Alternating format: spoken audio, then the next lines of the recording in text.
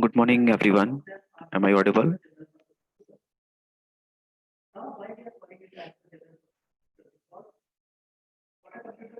Okay, thank you, Anurag, Adarsh. So let me share the screen.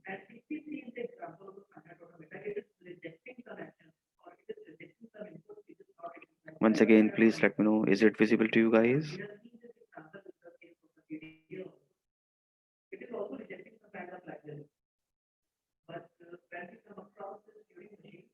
Okay, thank you, Ritik. So let's proceed. In the previous lecture, we started understanding of software metrics. We gone through some theoretical part as well as specific numerical was there. Okay, thank you, Ketan. So let's proceed with the same case. So various points we have gone through what is exactly software metrics and why it is so important. So in total 11 points for there. Along with that, we have gone through this particular definition that is supposed to be mentioned in examination if it is asked then. And after that, we gone through some three types of categories of software metrics as product metrics, process metrics, and project metrics. Along with that, we come up with total 15 rules. However, it is mentioned like counting rules for C language, but I already let you know that these rules are also applicable for most of the programming languages. Okay, but in literature, it is mentioned as counting rules for C language. So that is not a big issue. Considering all these rules, we have gone through also. Okay, and this formulation was also there that is proposed by Halstead. These three formulation are known as token count. In that case, we come up with the size of the vocabulary of a program through eta, which is equivalent to or equal to eta 1 plus eta 2. Along with that, we also calculated that length of the program as capital N is equal to n1 plus n2. And finally, we come up with the volume of a program that is can be calculated as n into log base 2 into eta, and the unit of this measurement of volume is bits. So on the basis of these three formulation, we have gone through this example as well. So this was the example, simple example, and if we come up with this particular table mentioning operator and their occurrences, operands and their occurrences, finally calculation of eta 1, eta 2, n1 and n2. So on the basis of these four values, we can sum up our question as finding out the vocabulary of program eta, program length n, and volume v. So that we covered in the previous lecture. So in continuation of that, one more question will be there for this lecture. So let's consider this particular question. बेटा slash n के लिए मैंने कल बोला था ना, slash n मैंने कल भी बताया था आदर्श कि क्योंकि ये यूजर डिफाइंड है, ओके, और नॉट मैंडेटरी, ये सिर्फ मैंने अपने लिए, और ये केवल मेरा रूल नहीं है, ये काउंटिंग रूल है as per Halstead, okay, कि इसको हम सिर्फ तब यूज करते हैं जब न्यू लाइन लगानी हो, है ना। अगर इसको ना भी यूज करें तो भी आपका आउटपुट आएगा ही आएगा। Okay, so that's why it is considered as operand. Condition ये है कि इसमें आप स्लैश एन एक साथ ही लिखेंगे, ऐसा नहीं लिख सकते कि पहले स्लैश लिख दिया फिर एन लिख दिया, है ना। तो स्लैश के लिए तो वन काउंट हो जाएगा, लेकिन जैसे ही आप एन पर जाएंगे तो वो वेरिएबल तो कहीं डिक्लेयर किया नहीं था आपने, है ना। तो अगर आप उसको एक काउंट करते हैं तो स्लैश एन दो काउंट हो गए, तो आपका आंसर गलत हो जाएगा। ऐसे केस में आप सिर्फ स्लैश एन को एक साथ ही लिखेंगे और एक ही काउंट लेंगे। ठीक इसी रिस्पेक्ट में मैंने एक चीज और आपको बताई थी, मैं हाईलाइट कर देता हूँ यहाँ पर, जो लोग शायद कल अगर एब्सेंट रहे हों। तो एक तो हम इस रेस्पेक्ट में बात कर रहे हैं, दूसरा now I am talking about percent D. अब परसेंट डी की जगह परसेंट आई भी हो सकता था, परसेंट एफ भी हो सकता था, परसेंट स्ट्रिंग भी, मतलब कैरेक्टर के लिए भी हो सकता था, कोई भी वैल्यू हो सकती थी यहाँ पर। In that case as well आप ये दोनों चीजें एक साथ ही लिखेंगे। परसेंट डी, मैं डी का एग्जांपल लेके चलता हूँ, क्योंकि अगर वंस अगेन आप इसको अलग अलग लिखते हैं तो परसेंट के लिए तो सिंपल काउंट हो जाएगा, नो इश्यू। लेकिन डी, अब देखिए यहाँ डी तो कोई वेरिएबल था ही नहीं, लेकिन ये डी किसको रिप्रेजेंट कर रहा है, इंटीजर टाइप वैल्यूज को। सो दैट्स वाई ऐसे केस में आप इनको एक साथ ही लिखेंगे। ओके। अब आपका क्वेश्चन हो सकता था भाई एम्परसेंट ए को क्यों नहीं लिखा हमने, क्योंकि ए हमारा क्या था, वेरिएबल था, ठीक है ना, किसी डेटा टाइप को रिप्रेजेंट नहीं कर रहा था। आप पीछे अगर प्रोग्राम देखें, रुकिए जरा, yes look at over here, line number 1 2 3 4 5, line number 5 जहाँ स्कैनफ है तो एम्परसेंट ए एम्परसेंट बी। अब ए और बी यहाँ पर क्या है, वेरिएबल नेम है, इसलिए इनको अलग अलग लिया है। लेकिन इसी लाइन पे देखिए परसेंट ही दो बार ही लिखा हुआ है, और थर्ड लास्ट लाइन पे भी परसेंट ही लिखा हुआ है। तो ये परसेंट ही क्या है, इंटीजर को रिप्रेजेंट कर रहा है, और डी कोई वेरिएबल नहीं है, डेटा टाइप है। ओके, सो दैट्स वाई इसको हमने एक साथ लिखा हुआ है। अभी क्लियर है आदर्श?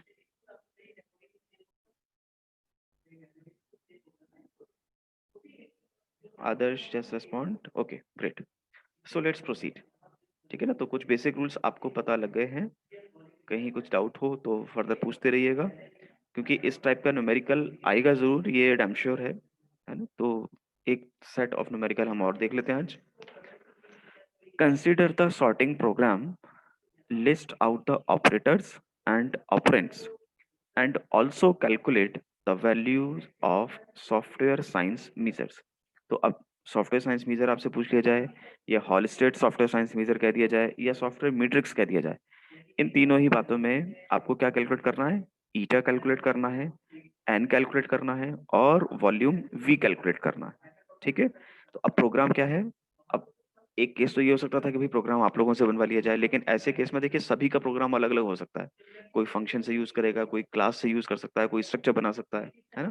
तो उस एम्बिग्यूटी से बचने के लिए इन जनरल क्या होता है कि हम लोग आपको प्रोग्राम दे देते हैं, दैट मीन्स क्वेश्चन पेपर में प्रोग्राम मेंशन्ड होता है। अब उसके बेस पर आप बाकी की कैलकुलेशन करते रहिए। तो एक प्रोग्राम मैं आप लोगों के साथ यहाँ शेयर कर दे रहा हूँ, just focus this programme.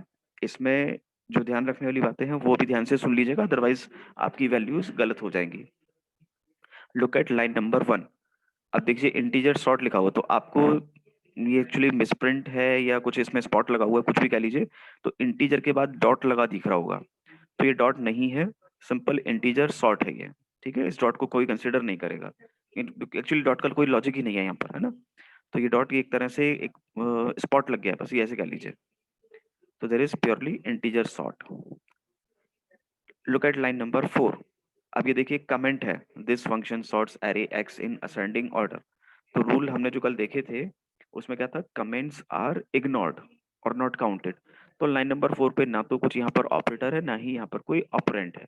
Okay, तो 4 लाइन को हम टोटली स्किप कर देंगे कि लाइन जैसे है ही नहीं।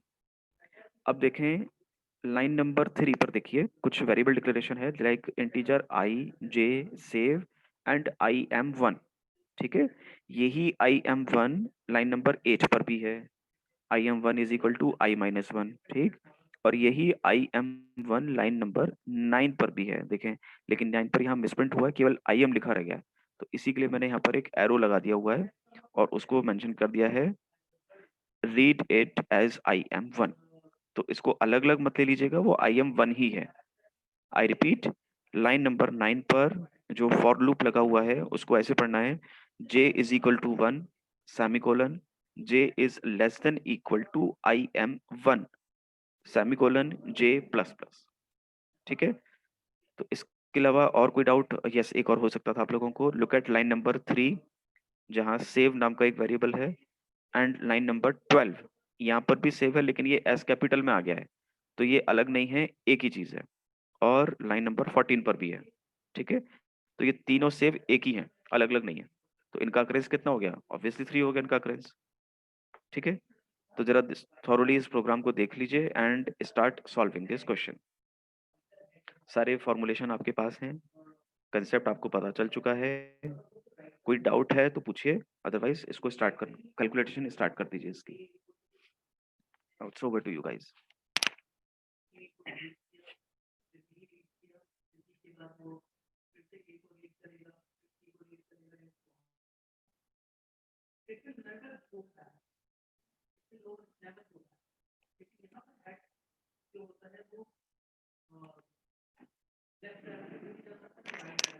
अगर किसी को कोई डाउट है, कंफ्यूजन है, तो यहाँ कमेंट में पूछ लीजिएगा, मैं यही हूँ।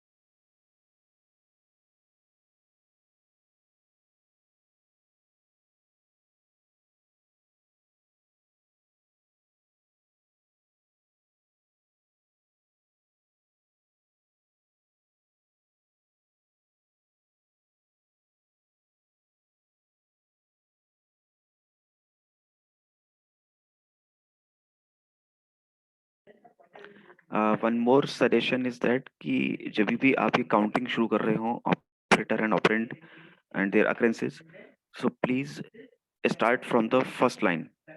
बीच में स्किप मत कर दीजिएगा। जैसे फॉर एग्जांपल किसी को लगा कि भाई फॉर लूप मैं पहले कंसिडर कर लूँ, तो मैंने फॉर लिख दिया।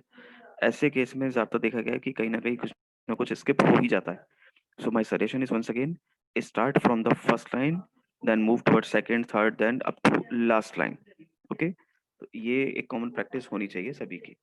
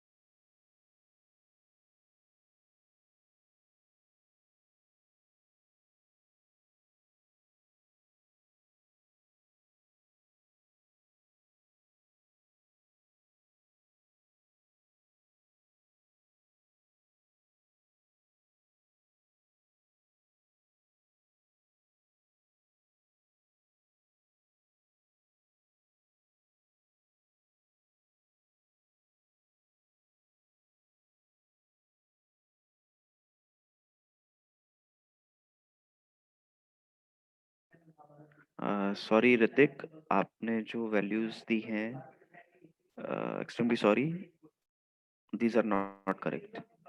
So please calculate once again all the values eta 1, eta 2 and 1 and n2. Please thoroughly check it. है ना कहीं कुछ स्किप हो गया है या कैलकुलेशन टोटल काउंट में मिस्टेक हुई है, तो एक बार प्लीज चेक कर लीजिए.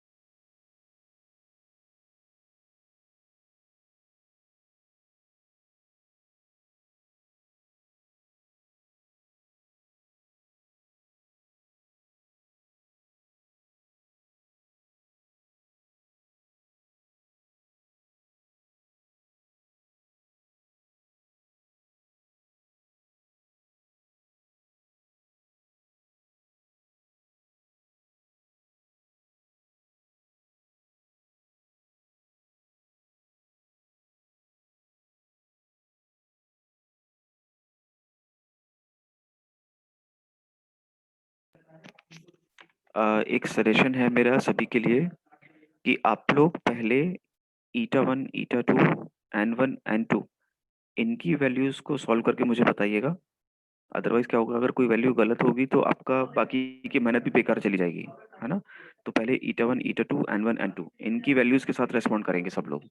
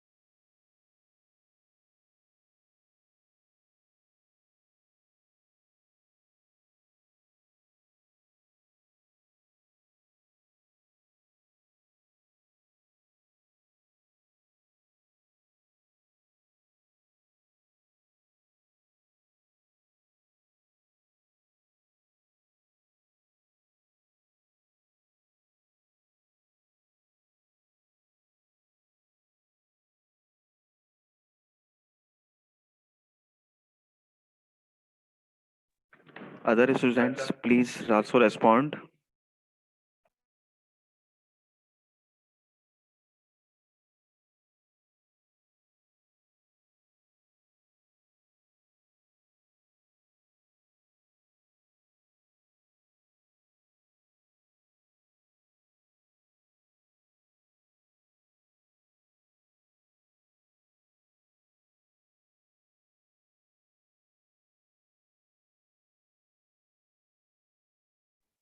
Yes, I'm waiting for other students. Only Ritik Bhushan has responded.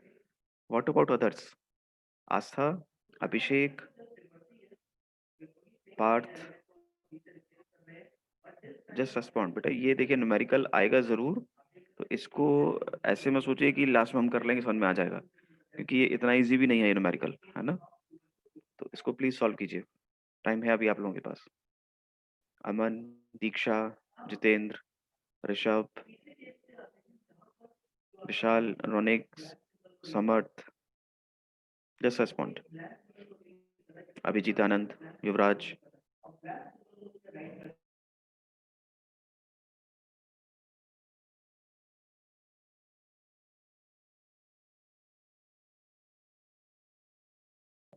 Okay, that's great Abhijeet. तो जल्दी से सॉल्व कीजिए और इसकी वैल्यूज मेरे साथ शेयर कीजिए. ये मैं आप लोगों को डराने के लिए नहीं कह रहा हूँ, बताने के लिए बता रहा हूँ, क्योंकि ये लगता सिंपल है, लेकिन अगर आपकी एक भी वैल्यू गलत हुई, अगर एक भी ऑपरेटर आपने कम ज्यादा लिख दिया या उसका अकरेंस एक भी कम ज्यादा लिख दिया, तो डेफिनेटली आपकी फाइनल आंसर बिल्कुल अलग ही हो जाएगा, है ना। तो बहुत केयर से और की अच्छी प्रैक्टिस ही चाहिए आप लोगों को। दैट्स वाई मैं कोई नया टॉपिक स्टार्ट नहीं करा करके इसी का एक एग्जांपल की प्रैक्टिस और करा रहा हूँ, है ना। तो please take it very seriously कि आपको एंड टर्म में दिक्कत ना आए, है ना। इसलिए मेरा ऑब्जेक्टिव सिर्फ यही है। और ऋतिक बेटा, मैंने आपको बताया भी था, ईटा वन की वैल्यू अनफॉर्चुनेटली आपकी गलत आ रही है, ईटा टू भी गलत आ रहा है ना। और जो आपने पहले रेस्पॉन्ड किया था एन वन एन टू के साथ, अनफॉर्चुनेटली मतलब ये टोटल चारों वैल्यूज इम्प्रॉपर है।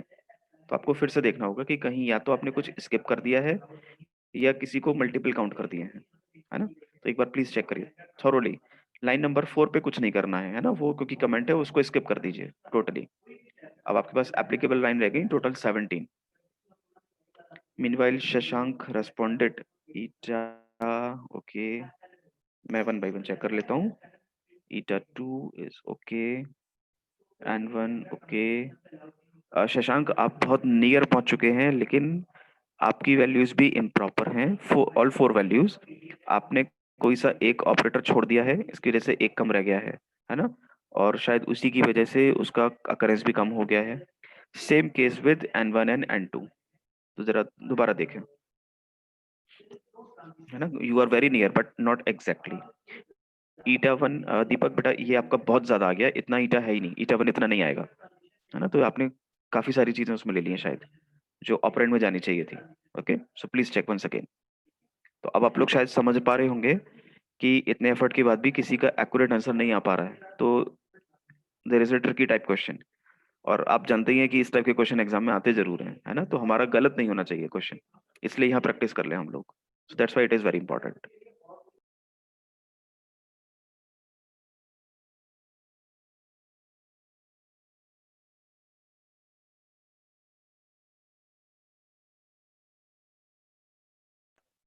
कहीं किसी को डाउट आ रहा हो किसी पॉइंट को समझने में कि ये ऑपरेटर में जाएगा ये ऑपरेंड में जाएगा, तो जरूर पूछ लीजिए। Meanwhile Abhishek responded with N one. बेटा ये एन वन है, ईटा वन होगा ना ये, अगर मैं स्मॉल एन को ईटा मान रहा हूँ और कैपिटल एन को एन मान रहा हूँ, है ना। तो अगर ये ईटा वन है then it is absolutely okay. Great, now proceed with other values. Abhishek Maheshwari.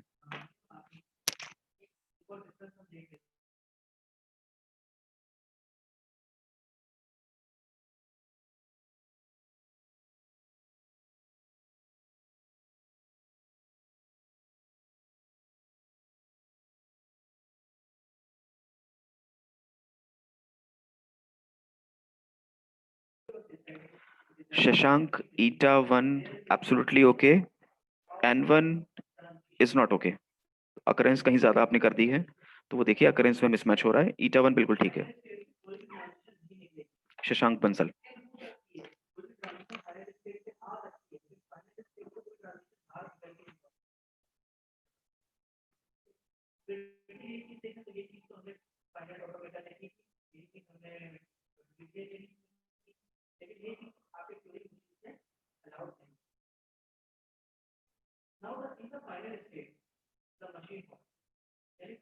No Hrithik, अभी भी एक मिसिंग है। तो जो भी आपका आंसर है that should be one plus. Okay, एक बार क्रॉस चेक कर लीजिए पूरा प्रोग्राम, तो कहीं कुछ आपने छोड़ दिया है इसमें।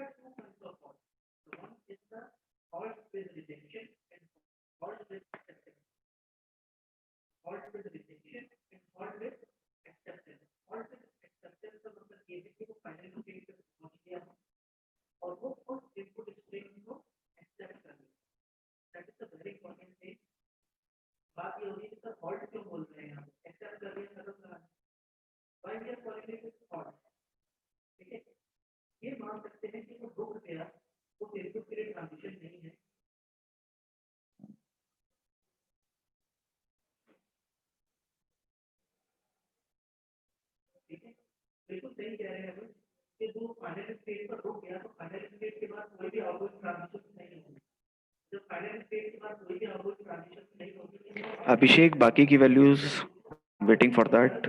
Eta 1 is absolutely okay. Just calculate other values. Abhishek.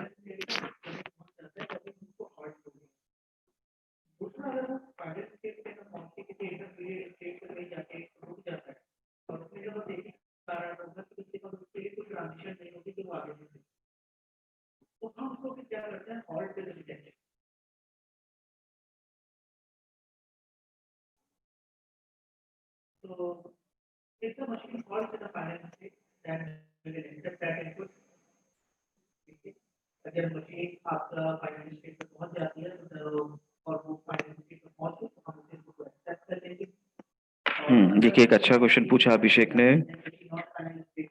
अब देखिए return, look at line number 17. Return ये क्या है? प्री डिफाइंड कीवर्ड है ना? तो इसका मतलब है क्या हो गया? ऑपरेटर.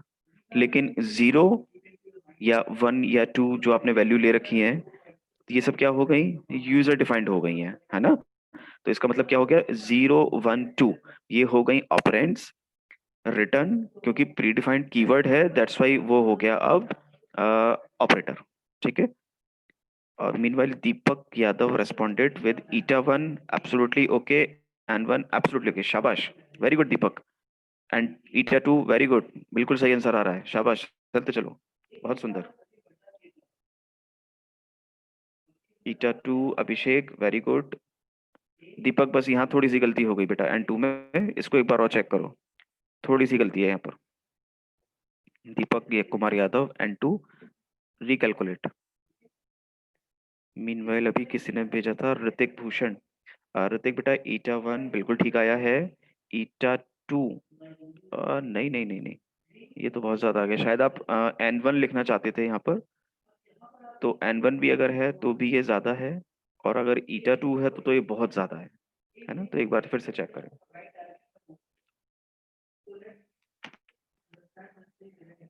बेटा ये कौन है? ऋतिक. ऋतिक बेटा मुझे ऐसा लग रहा है कि आप शायद कंफ्यूज हो रहे हैं. तो मैं पीछे वाली स्लाइड आपको एक बार दिखाता हूँ, है ना? अभी दीपक नहीं, अभिषेक ने रेस्पॉन्ड किया. बेटा एक ज्यादा आ रहा है. N1 आपका एक ज्यादा है. ठीक है. And to Deepak, now it's absolutely okay, very good. अब आपके पास चारों वैल्यूज आ गई हैं. Now calculate eta N and V. I hope कि सबसे पहले करेक्ट आंसर देने वाले आप होंगे, दीपक कुमार यादव. एब्सोल्युटली ओके, चलते चलिए बेटा, शाबाश. और ऋतिक. ऋतिक आप शायद इसमें कंफ्यूज हो रहे हैं कि कौन सा ईटा 1 लेना है, कौन सा ईटा 2 लेना है. सो that's why I am moving towards ये पहला वाला क्वेश्चन है. देख लीजिए कि ईटा 1 किसको लेना है, ईटा 2 किसको लेना है, N1 किसे लेना है, N2 किसे लेना है. ये एक कल वाला क्वेश्चन है. ठीक है. तो एक बार समझ ले किसको क्या लेना था. आप शायद गलती कर गए, अकरेंस को आपने ईटा 2 लिख दिया है.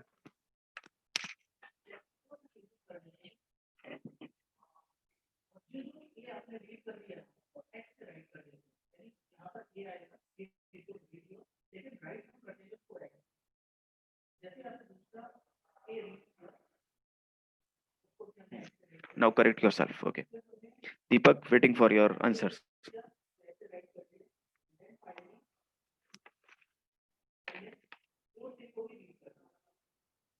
So I hope today's man of the match should be Deepak. Meanwhile, oh my goodness, Abhishek Maheshwari responded with Eta 1 okay, Eta 2 okay, N1 great, and N2 is absolutely okay. Absolutely okay. Abhishek, very good.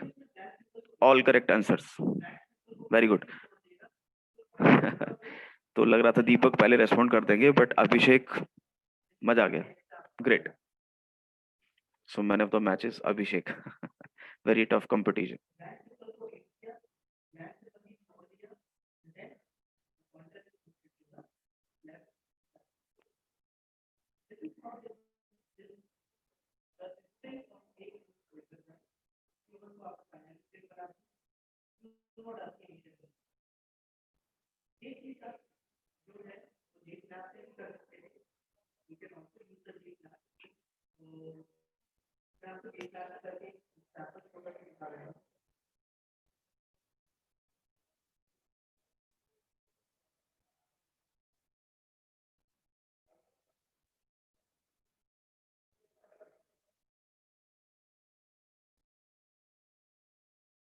दीपक, अब इतना time नहीं लगना चाहिए था दोस्त।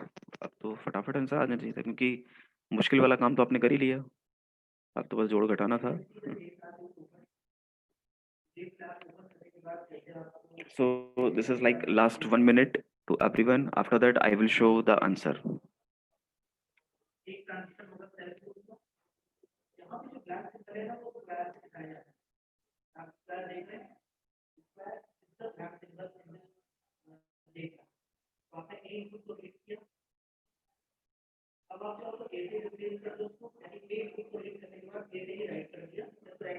Yes, it is okay. Capital N, very good. Eta, absolutely okay. What about V?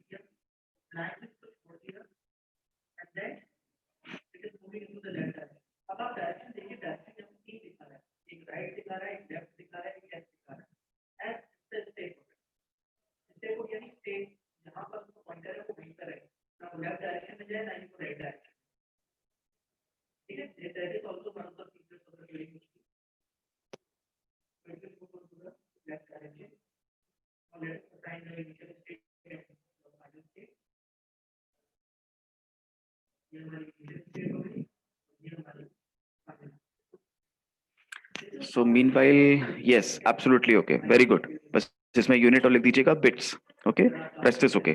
Great. So nice effort done by Abhishek and Deepak. However, others well tried. तो चलिए next slide पर मूव करते हैं. Look at this table. तो अगर मैं गलत नहीं हूं तो काफी सारे लोगों ने यही किया होगा, है ना?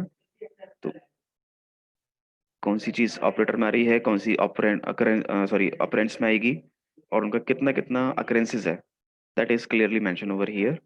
तो इसको मैं स्लाइड शेयर कर दूंगा डेफिनेटली आप लोगों के साथ बाय लेटेस्ट बाय इवनिंग. तो इसको चेक कर लीजिएगा. तो आपकी वैल्यू ज्यादा चाहिए. Eta 1 is equal to 14, and 1 is equal to 53, eta 2 is equal to 10, and 2 is equal to 38. Okay, so on these values following calculation should be done. तो मैंने यहाँ 417 लिखा है, आपका एग्जैक्ट आंसर 417.2 आ रहा है. So that is also okay, no issues.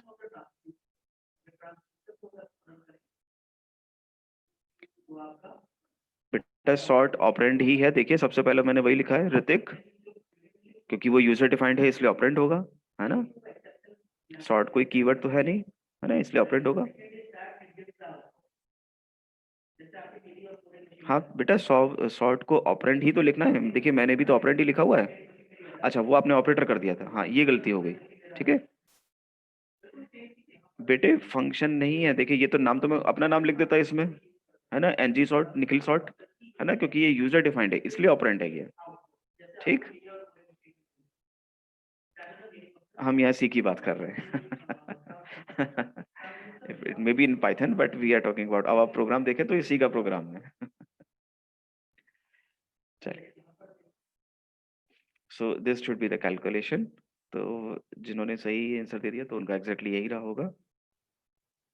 So this is all about for today's lecture, है ना. एक आई थिंक आप लोगों को इसकी और प्रैक्टिस करनी चाहिए, है ना. तो चलिए, सो यहाँ तक अगर कोई डाउट है तो पूछ लीजिए, otherwise this enough for my side for today's lecture. अच्छा, कल का लेक्चर मैं आप लोगों को पहले ही बता चुका हूँ. कल जो सॉफ्टवेयर इंजीनियरिंग का लेक्चर है वो नहीं होगा, as I will be on leave. Okay, so we will meet once again on Monday. So till then, take care. Bye bye.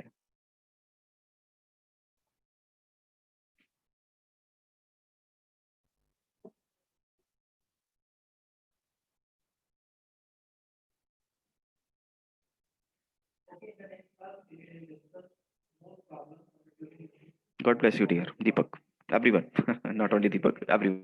God bless you.